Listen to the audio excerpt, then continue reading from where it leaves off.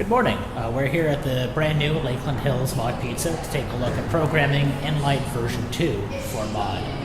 This version uses the Neo BT and an iPhone or Android app to program buttons on your NLight system.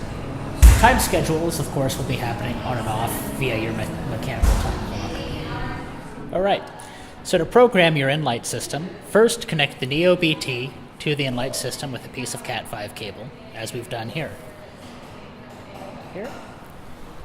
Once we've done that, go ahead and open up the NConfig app that you've downloaded from the iOS or Android store. This will connect via Bluetooth. This will be our home screen. Once you're on, an app is opened, go ahead and press Scan for Access Points, and it's going to look for the Neo BT that you've plugged into the system.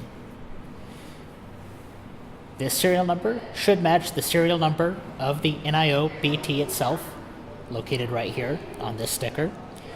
And then number of devices will be the number of power packs, switches, etc. connected to your system. Photocells, motion sensors if you have them. Once you're there, go ahead and click on the Neo BT, and it is going to establish connection. Your Neo BT will show a blue LED indicator on solid, indicating a valid network connection.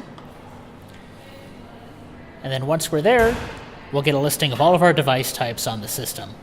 So this particular system has 8 NPP16D power packs and 1 NPOD M 4PDX 4-pole with dimming override switch.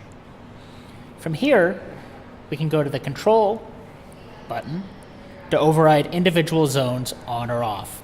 When you're first connecting to a system, everything will indicate that it is on zone 1. This one has already been set up so that it is broken out. From a testing standpoint, on each zone, you can turn stuff on and off directly from the app, as well as dimming, if applicable to your system. We can also go into behaviors and define what our zones are. Each zone will indicate a button on the switch. Zone 1 being button 1, Zone 4 being button 4 on your override switch. Expanding this out, on the Devices tab allows us to assign power packs to the button or buttons simply by checking or unchecking those relays. If you're unsure which relay is controlling which zone of lighting, simply tapping the light bulb will cause that power pack to turn off and then back on every time you hit it. That way you can narrow down what is doing which switch leg. Once you've selected all of the power packs you wish for that button, go ahead and press Done and move on to our next zone. And so on. Clicking on the Zone button here will give us some behavior options. If we had a motion sensor controlling this area, say a back-of-house office, we could define whether it's on by occupancy, how bright does it turn on to with motion, and so on. If we had a photocell connected to the system, we don't at this particular store, but if we did, there would also be additional options for defining photocell daylighting behavior. If you need to add a zone, just click on Add a Zone, and it will correspondingly add a zone 5, 6, 7, and so on. Pressing the Home button will take us back here. We also have the ability within this to define trim levels. For example, if you had a line dimming relay dimming some track lights that dimmed decently well, but at the low end they were a little flickery, if you wanted to set it up so that at the low end they only went down to a certain point and then stopped dimming, we could define those constraints directly here and then simply hit Save. The Identify button, just like pressing the light bulb on the control screen, will cause that relay to cycle on and off so that you can tell which load you're looking at.